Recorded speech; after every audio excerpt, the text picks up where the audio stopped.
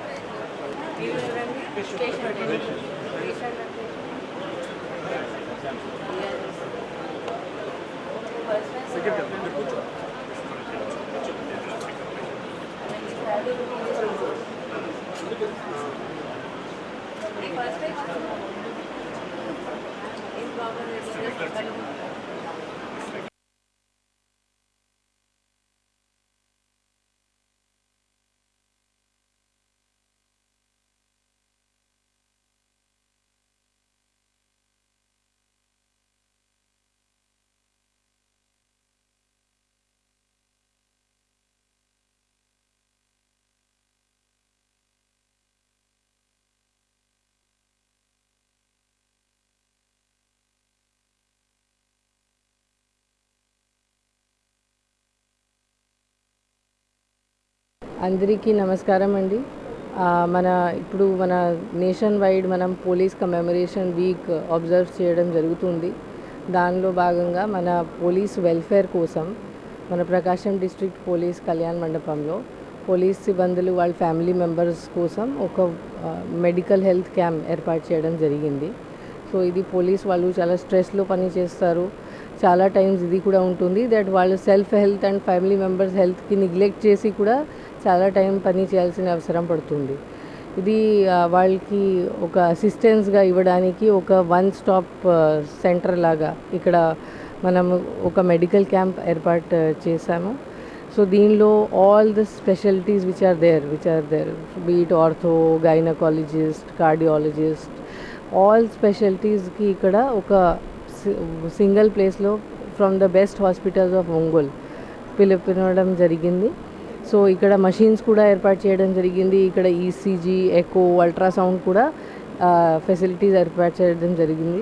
So ఎక్కడైనా మన police వాళ్ళకి ఎనీ ఇష్యూ ఉంటే వాళ్ళు ఇక్కడ వన్ డేలోనే మొత్తం చేసి వాళ్ళ ప్రాబ్లమ్స్ కూడా రెక్టిఫై చేసి వాళ్ళకి చాలా లాభం ఉంటుంది. ప్లస్ ఇక్కడ ఫ్రీ మెడికేషన్స్ కూడా ఇవ్వడం జరుగుతుంది.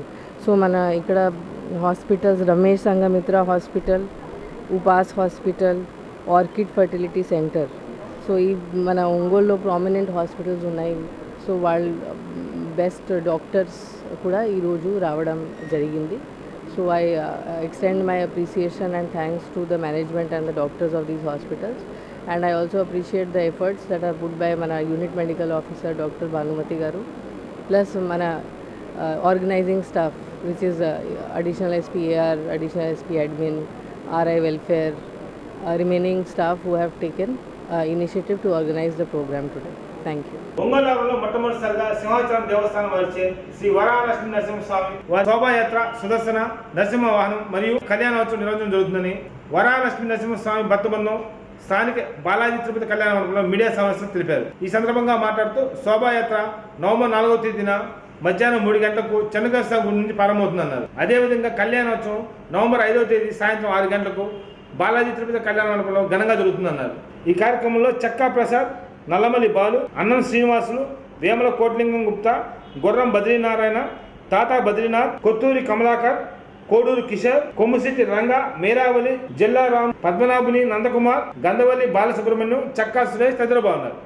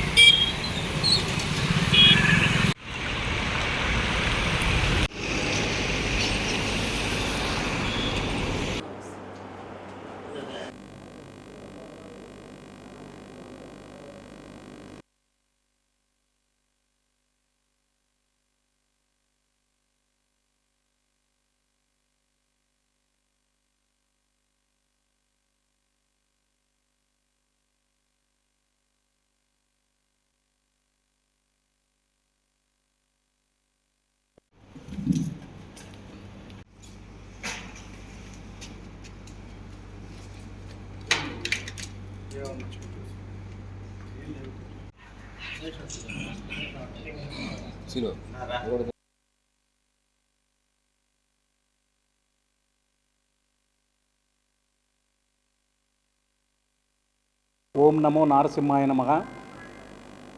శ్రీమతి అండ్ శ్రీ చెక్కా ప్రసాదు సునీత గారి ఆధ్వర్యంలో ఒంగోలులో రేపు 4వ తారీఖు శనివారం సాయంత్రం అత్యంత వైభవంగా సింహాచలం దేవస్థానం నుంచి స్వామివారు మన ఒంగోలుకి వీచేస్తున్నారు. ఆ రోజు సాయంత్రం శనివారం సాయంత్రం ఇక్కడ శోభాయాత్ర అత్యంత వైభవంగా చెక్కా ప్రసాద్ గారి దంపతులు చేయడానికి నిర్ణయించారు. అలానే ఆదివారం సాయంత్రం 6 గంటలకు మన ఒంగోలులో ఉన్నటువంటి బాలాజీ తిరుపతిరావు కళ్యాణ మండపం పక్కనే ఉన్నటువంటి వేదిక నందు అత్యంత వైభవంగా సింహాచలం నుంచి వచ్చే వేద పండితులతో ఇక్కడ కళ్యాణోత్సవం వైభవంగా నిర్వహించబడుతుంది.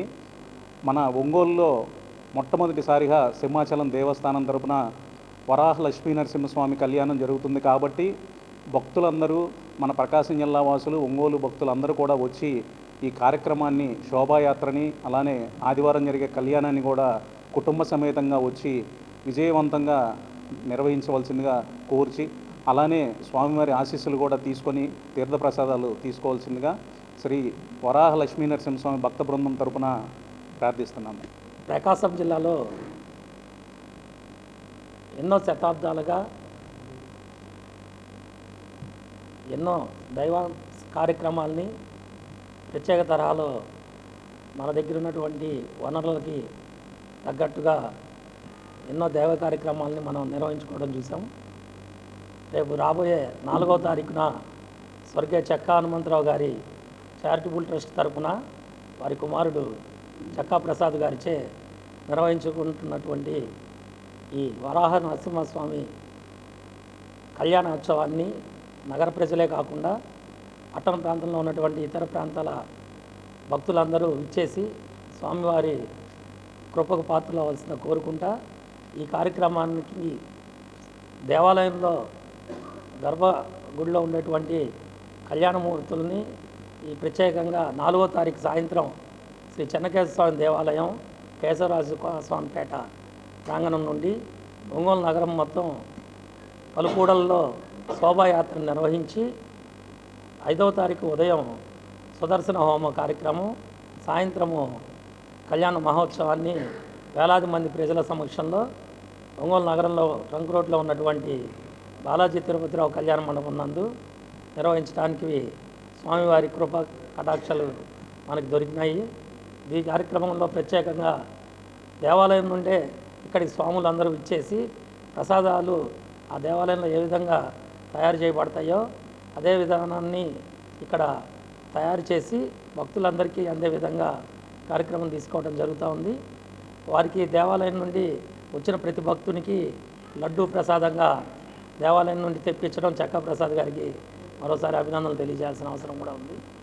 ఈ అవకాశాన్ని నగర ప్రజలే కాకుండా జిల్లాలోని ఇతర ప్రాంతాల్లో ఉన్నటువంటి నరసింహస్వామి వారి భక్త బృందాల ద్వారా ఈ 1వ తారీఖు నుండి ఒంగోలు నగరం మొత్తం వాహనాల ద్వారా మా కార్యకర్తల ద్వారా ప్రత్యేక తరహాలో ఇంటింటికి వెళ్ళి ప్రచారాన్ని నిర్వహించి పట్టణంలో ఉన్నటువంటి అందరూ ఈ స్వామివారి కళ్యాణ మహోత్సవంలో పాల్గొనే విధంగా మా భక్త బృందంచే ఈ కార్యక్రమాన్ని ఏర్పాటు చేసుకోవడం జరుగుతూ ఉంది.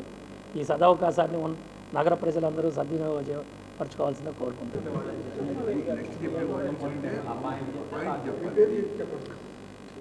నా పేరు బాలూజీ యోగాచార్య, బాబా రామ్దేవ్ గారి శిష్యుడిని. శ్రీమతి రామానుజాయ నమః. మొట్టమొదటిగా ప్రకాశం జిల్లాలో జరుగుతున్న లక్ష్మీ నరసింహ కళ్యాణం ధర్మరక్షణార్థం, ధర్మ సంస్థాపనార్థం జరుగుతున్నది. ఈ లక్ష్మీ నరసింహస్వామిని ఎలాంటి అనారోగ్య సమస్యలున్నా వేడుకున్నా కానీ ఆరోగ్యాన్ని ప్రసాదిస్తారని ప్రసిద్ధి. మహాత్ముల ఆధ్వర్యంలో, వేద పండితుల ఆధ్వర్యంలో జరుగుతున్న ఈ కళ్యాణాలు ప్రతి ఇంటా కూడా జరుగుతుంటే గృహాలు కళ్యాణ శోభతో ఆనంద నిలయాలుగా మారతాయి. అలా వీలు కాని పక్షంలో సామూహికంగా జరుగుతున్న అద్భుతమైన ఈ కళ్యాణ వేడుకలో పట్టణ ప్రజలందరూ కూడా పాల్గొని వారి యొక్క ఆరోగ్యాలను, కుటుంబ సంపదను కాపాడుకోవడానికి అద్భుతమైన అవకాశాన్ని చెక్కా ప్రసాద్ దంపతులు ఒంగోలు ప్రజలకు అందిస్తున్నారు. కనుక తప్పనిసరిగా ఈ శోభాయాత్రలో, కళ్యాణ శోభంలో పాల్గొని అందరూ కూడా స్వామివారి కృపకు పాత్రలు కావాలని కోరుకుంటున్నాను. ఆంధ్రప్రదేశ్ మైదాన ప్రాంత గిరిజన రాజకీయ రిజర్వేషన్ పోరాట సమితి ఆధ్వర్యంలో రాజకీయ చైతన్య యాత్ర ప్రారంభిస్తున్నట్టు రాష్ట్ర చైర్మన్ తుపాకుల హరిప్రసాద్ తెలిపారు. స్థానిక ఒంగోలు ప్రెస్ క్లబ్ లో మీడియా సమావేశంలో పాల్గొని మాట్లాడారు. ఈ కార్యక్రమంలో రాష్ట్ర అధ్యక్షులు పేరం సత్యనారాయణ, రాష్ట్ర కన్వీనర్ సైదా నాయక్, శ్రీనివాసులు తదితరులు బాగున్నారు.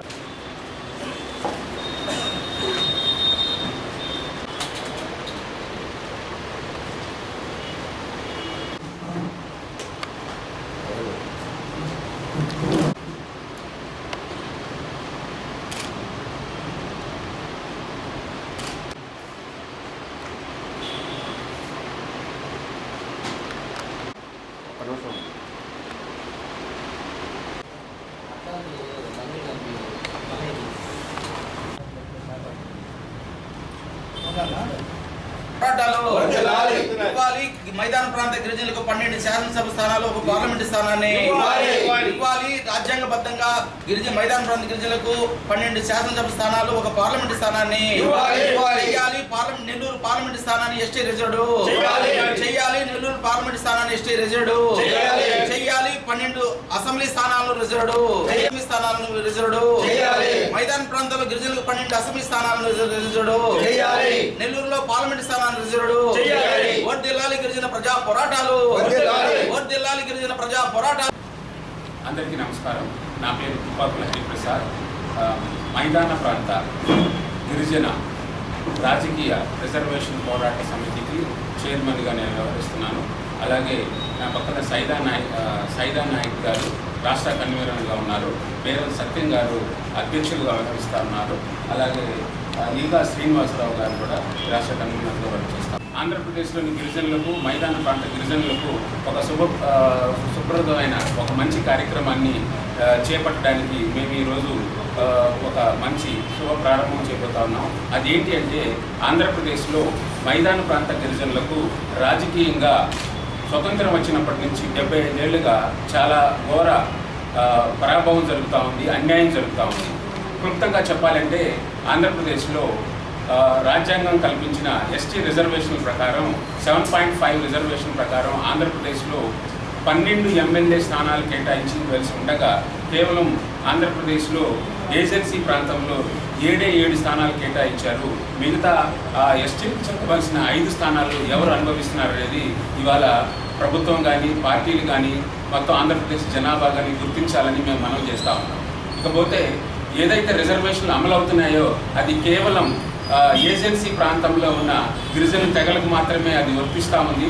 మైదాన ప్రాంతంలో ఉన్న గిరిజనులు ఏమాత్రం రాజకీయ రిజర్వేషన్లు కానీ, ఇతరత్ర ప్రభుత్వం కల్పిస్తున్న వసతులు కానీ పూర్తిగా అన్యాయం జరుగుతూ ఉంది. కాబట్టి ఈరోజు మేధావులు కానీ, ఉద్యమకారులు కానీ, ఎస్టీ సంఘాలు కానీ ఈరోజు తీవ్రంగా ఈ అంశంపై గలమెత్తడానికి మేము సన్నద్ధం అవుతున్నామని ప్రభుత్వాలకి, రాజకీయ పార్టీలకి, అలాగే మా గిరిజన సమాజానికి మేము తెలియజేస్తూ ఉన్నాం. ముఖ్య విషయం ఏమిటనగా, ఏదైతే మైదాన ప్రాంతంలో ఎస్టీ రిజర్వేషన్స్కి సంబంధించి ఇప్పటి వరకు మా మీద ఎన్నో అన్యాయాలు, నిజానికి అది కుల వివక్షతో, మత వివక్షతో ఏదో తెలియదు కానీ సమాజంలో మాత్రం ఎస్టీలకి ఇంకా ఘోరమైన అన్యాయం జరుగుతూ ఉంది. అలాగే మా మీద దాడులు జరుగుతూ ఉన్నాయి, మా భూములు ఆక్రమణకు గురవుతూ ఉన్నాయి, మా ప్రజలు మాన ప్రాణాలకు కూడా గురవుతూ ఉంటే ప్రభుత్వం కానీ, వ్యవస్థలు కానీ చాలా అంటే చాలా అలసత్వం వహిస్తూ ఉన్నాయి. రాజ్యాంగం కల్పించింది ప్రత్యేకంగా, రాజ్యాంగంలో ఎస్టీలని కాపాడుకోవాలి, వాళ్ళకంటూ ప్రత్యేకంగా ఒక వసతులు కల్పించినప్పటికీ దాన్ని అంబేద్కర్ గారు ఇచ్చిన హక్కుని, రాజ్యాంగ ప్రకారం ఇచ్చిన హక్కుని అమలుపరచడంలో ఈరోజు సమాజం కానీ, ప్రభుత్వాలు కానీ, పార్టీలు కానీ గిరిజనుల పట్ల అలసత్వం వహించడం వల్ల చాలా ఘోరమైన నష్టం ఇవాళ జరుగుతూ ఉంది, గిరిజనులకు జరుగుతూ ఉంది. ప్రత్యేకంగా ఆంధ్రప్రదేశ్లోని మైదాన ప్రాంత గిరిజనులకైతే గత 75 ఏళ్లలో ఒక ఎమ్మెల్యే కానీ, ఒక ఎంపీ కానీ, ఎమ్మెల్సీ కానీ, లేకపోతే ఎస్టీ కమిషన్ కానీ, ఫైనాన్స్ కమిషన్ చైర్మన్ కానీ, కనీసం ఇలాంటి కమిషన్లో మెంబర్గా కూడా ఆంధ్రప్రదేశ్లో మైదాన ప్రాంతంలో ఉన్న వారికి ఏ ఒక్క సీటు కేటాయించడం జరగలేదు. కేవలం ఏజెన్సీ ప్రాంతంలోనే జరుగుతూ ఉంది.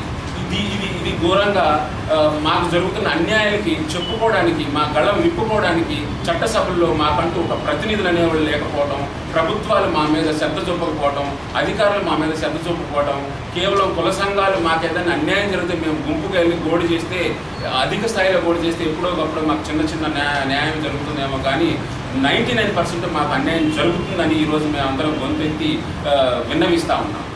మరీ ముఖ్యంగా మేము చెప్పదలుచుకున్న విషయం ఏంటంటే, ఏదైతే రిజర్వేషన్ నేను చెప్పానో 7 మాత్రమే కేటాయించి 5 నష్టం చేసేది రాష్ట్రానికి. కానీ దామాషా ప్రకారం చూసుకుంటే 2011 లెక్కల ప్రకారం ఇది స్పష్టంగా మేము ఆంధ్రప్రదేశ్ ప్రజలకి, ప్రభుత్వానికి, మీడియా సోదరులకు కూడా మేము తెలియజేస్తున్నాము. మా తరఫున మా బోర్డు మీరు విన్నవిస్తారని మీకు ప్రత్యేకంగా తెలియజేస్తుంది ఏంటంటే, ఇవాళ ఆంధ్రప్రదేశ్లో 2011 దామాషా లెక్కల ప్రకారం ఆంధ్రప్రదేశ్లో 40 లక్షల మంది గిరిజనులు ఉంటే కేవలం 15 లక్షల మంది ఏజెన్సీ ప్రాంతంలో ఉన్నారు, 25 లక్షల మంది మైదాన ప్రాంతంలో ఉన్నారు. అంటే మా శాతం మైదాన ప్రాంత గిరిజనుల శాతం అధిక శాతంలో ఉన్నప్పటికీ మాకు ఏ రాజకీయ పదవి కానీ, ఏ వసతులు కానీ ఏవి కూడా మాకు అందటం లేదు. కేవలం 15% ఉన్న 15 లక్షల జనాభా కలిగిన ఏజెన్సీ ప్రాంతంలో మాత్రం 7 ఎమ్మెల్యేలు కల్పిస్తూ ఉన్నాయి, ఈ ప్రభుత్వాలు కల్పిస్తూ ఉన్నాయి. ఇప్పుడు ప్రస్తుత లెక్కల ప్రకారం చూసుకుంటే మైదాన ప్రాంతంలో ఇవాళ మా గిరిజన జనాభా 40 లక్షలు దాటి ఉంది. అయినా కానీ ప్రభుత్వాలు మా గోడు వెళ్ళించట్లేదు. ఇకపోతే ఈ ప్రస్తుతం ఉన్న ప్రభుత్వం జగన్మోహన్ రెడ్డి గారు ప్రతిరోజు లెగిస్తే నా గిరిజనులు, నా ఎస్సీలు, నా ఎస్టీలు అని మాట్లాడుతున్నాడు. కానీ ఏ మాత్రం మాకు జరగాల్సిన న్యాయం, సంక్షేమ పథకాలు తప్పితే రాజకీయంగా జరగాల్సిన ఏ అంశంలోనూ మాకు న్యాయం జరగట్లేదు. ఇంకా చెప్పాలంటే స్థానిక ఎన్నికల్లో కూడా మాకు కల్పించిన రిజర్వేషన్స్ సర్పంచ్లు కానీ, ఎమ్మెల్సీలు కానీ, జడ్పీసీసీలు కానీ ఏదైతే ఉన్నాయో అవి కూడా మాకు కేటాయించడంలో అలసత్వం జరుగుతూ ఉంది. ఈవెన్ ఆ స్థానిక సంస్థల ఎన్నికల్లో ఒక పెద్ద పదవులైన మున్సిపల్ చైర్మన్ కానీ, జిల్లా పరిషత్ చైర్మన్ కానీ రిజర్వేషన్ కల్పించినప్పటికీ చివరి నిమిషంలో మార్చేసి మాకు జరగాల్సిన న్యాయానికి తూట్లు పడటం కూడా ఈ ప్రభుత్వంలో జరిగిందని మేము తెలియజేస్తూ ఉన్నాం. అలాగే ఏదైతే ఎస్టీ స్థానాల్లో, రిజర్వ్డ్ స్థానాల్లో సర్పంచ్లుగా, ఎంపీటీసీలుగా ఎవరైతే ఎన్నిక కాబట్టారో వాళ్ళు కూడా మేము పరిపాలించే స్థితి లేదు. మేము ఒక బినామీ ప్రతినిధులుగానే పరిపాలించే స్థితి ఈరోజు ఈ సమాజంలో కానీ, ఈ ప్రభుత్వంలో కానీ జరుగుతూ ఉంది. ఎస్టీలు అనేవాళ్ళు స్వతంత్రంగా పరిపాలనలో కానీ, ప్రాతినిధ్యం వహించడంలో కానీ, చట్టసభల్లో మాకు ఎలాంటి అవకాశం లేదు. కాబట్టి మేము ఒక నిర్ణయం తీసుకొని ఇలా గిరిజన వివిధ సంఘాలకు సంబంధించిన నాయకులు, వివిధ పార్టీలకు సంబంధించిన నాయకులు ఒక ప్రాతినిధ్యంగా ఏర్పడి ఆంధ్రప్రదేశ్ మైదాన ప్రాంత గిరిజన రాజకీయ పోరాట సమితిగా మేము ఏర్పడి మా రాజకీయ రిజర్వేషన్ హక్కులు సాధించడం కోసం మేము ఒక తీవ్రమైన ఒక విప్లవం తీసుకొచ్చి మా హక్కులు మేము రాజ్యాంగం ప్రకారం మాకు వచ్చిన హక్కుల్ని మేము కల్పించడం కోసం సన్నద్ధం అవుతున్నామని తెలియజేస్తూ ఉన్నాం. ఇంకా చెప్పాలి అంటే ఇవాళ భారత రాజ్యాంగం గిరిజనులకి ప్రత్యేకంగా రాజ్యాంగంలో ఆర్టికల్ 5, ఆర్టికల్ 6 అని 2 ప్రత్యేకమైన అంశాలను చేర్చి ఆర్టికల్ 5లో ఒక ప్రధానమైన రాష్ట్రాలను కలిపి ఈ రాష్ట్రాల్లో గిరిజనుల పరిపాలన, అభివృద్ధి, వాళ్ళకు అనుకూలమైన చట్టాలు ఇలా ఉండాలి. ఆర్టికల్ 6లో ఈశాన్య రాష్ట్రాలకు సంబంధించి ఇంకా వాళ్ళు కాపాడుకోవడం గురించి ప్రత్యేక చట్టాలు అయితే ఉన్నాయి. ఆర్టికల్ 6 ప్రకారం ఆంధ్రప్రదేశ్ కానీ, మిగతా మధ్యప్రదేశ్ కానీ, ఇలాంటి పంజాబ్ కానీ, రాజస్థాన్ కానీ ఇలాంటి 10 రాష్ట్రాల్లో గిరిజనుల్ని ప్రత్యేక చట్టాలు చేయడం కోసం, గిరిజనుల్ని ప్రభుత్వంలో భాగస్వామ్యం చేయడం కోసం ట్రైబల్ అడ్వైజరీ కమిటీ ఒకటి స్థాపించాలి. అందులో ఒక 20 మందిని సభ్యులుగా గిరిజనులు మాత్రమే పెట్టాలి అని కేంద్ర ప్రభుత్వం కానీ, రాజ్యాంగం కానీ ఒక అవకాశం. ఈరోజు ఈ ప్రెస్ మీట్ పెట్టడానికి ప్రధానమైనటువంటి కారణం మా చైర్మన్ గారు వివరించడం జరిగింది. అదేవిధంగా మా రాష్ట్ర కన్వీనరు, అదేవిధంగా రాష్ట్ర సమన్వయకర్త, ఇంకా రాష్ట్ర నాయకులు కూడా మీతో మాట్లాడతారు. సమన్యాయం, సమపాలన అనేది భారత రాజ్యాంగంలో ప్రతి మనిషికి హక్కు ఉన్నటువంటి జీవించే హక్కు రాజ్యాంగబద్ధంగా ఉన్నది. సమపాలన అనేది ప్రధానంగా కొన్ని కులాలకు మాత్రమే ఆంధ్రప్రదేశ్లో, అది 75 సంవత్సరాల నుంచి కొన్ని కులాలకు మాత్రమే ఆ రాజ్యాంగంలో ఉన్నటువంటి హక్కుల్ని అనుభవిస్తూ ఉన్నారు. ఆయా రాజకీయ పార్టీలు ఏర్పాటు చేసుకొని వాళ్ళ కుల ప్రయోజనాలు మాత్రమే ఈ రాష్ట్రంలో మెరుగైనటువంటి అభివృద్ధి చేస్తున్నటువంటి పరిస్థితి మనం ఈ 75 సంవత్సరాల్లో మనం గమనిస్తూ ఉన్నాం. ఒకవైపున ఆంధ్రప్రదేశ్ ప్రస్తుత ప్రభుత్వం సమపాలన జరగాలి, 3 రాజధానులకు సంబంధించినటువంటి విషయాన్ని మన ముందుకు తీసుకొచ్చారు. విశాఖపట్నంలో ఒక పరిపాలనా రాజధాని, అసెంబ్లీ మరి విజయవాడ కేంద్రంగా, న్యాయ రాజధాని కర్నూలు, ఈ మరి ఉత్తరాంధ్రకు సంబంధించి, కోస్తాకు సంబంధించి, రాయలసీమ అందరూ కూడా మరి పరిపాలన దగ్గరకు ఉండాలనేటువంటి మాట జగన్మోహన్ రెడ్డి గారు మాట్లాడుతున్నారు. మరి పరిపాలన దగ్గరకు ఉండాలని మాట్లాడే సమన్వయం జరగాలని కోరుకున్నటువంటి వ్యక్తి మరి ఆంధ్రప్రదేశ్లో 75 సంవత్సరాల నుంచి మైదాన ప్రాంత గిరిజనులకి చట్టసభలో పాలకవర్గంలో సమన్వయం లేదు అనే విషయాన్ని ఎందుకు మర్చిపోయాడు అనేటువంటి విషయాన్ని జగన్మోహన్ రెడ్డి గారిని మేము మరి ఈ సందర్భంగా ప్రశ్నిస్తూ ఉన్నాం. ఇది గుర్తుకు రాలేదా? ఓపెన్ రాజకీయ పార్టీలకు సంబంధించి మరి వాళ్ళ డబ్బు ఎవరి దగ్గర ఉంటుందో, కులము మరి అగ్రకులానికి సంబంధించినటువంటి వ్యక్తులుగా ఎవరు ఇవాళ సమాజంలో గౌరవం పొందుతున్నారు, ఎవరైతే ఆ పక్క పార్టీని ఓడిస్తారో ధనవంతులుగా ఉన్నటువంటి వాళ్ళకే సీటు ఓటు, ఎవరైతే ఓడిస్తారో వాళ్ళకే మేము సీట్ ఇస్తాం అనేటువంటి నినాదంతో వాళ్ళ రాజకీయ పార్టీలు ప్రయాణం చేస్తుంది. రాజ్యానికి దూరంగా ఉన్నటువంటి జాతులకి వాళ్ళకి సీట్ ఇస్తాం, వాళ్ళ జనాభా ఈ ఆంధ్రప్రదేశ్లో ఈ 75 సంవత్సరాల వాళ్ళ చేత ఓట్లు ఎంచుకుంటున్నాం, ఇది మర్చిపోతూ ఉన్నారు. ఒకవైపున రాజకీయ పార్టీలు మాది బ్రహ్మాండమైన పార్టీ, ప్రజలందరినీ బాగోగులు చూసేటువంటి పార్టీ, వాళ్ళందరినీ కూడా హక్కులు కల్పించేటువంటి పార్టీ అనే మా విషయాన్ని ప్రతి ఒక్క నీతి వాక్యాలు ఈ రాష్ట్రంలో రాజకీయ పార్టీలు చెప్తా ఉన్నారు. ఈ వార్తల సమాప్తం. నమస్కారం.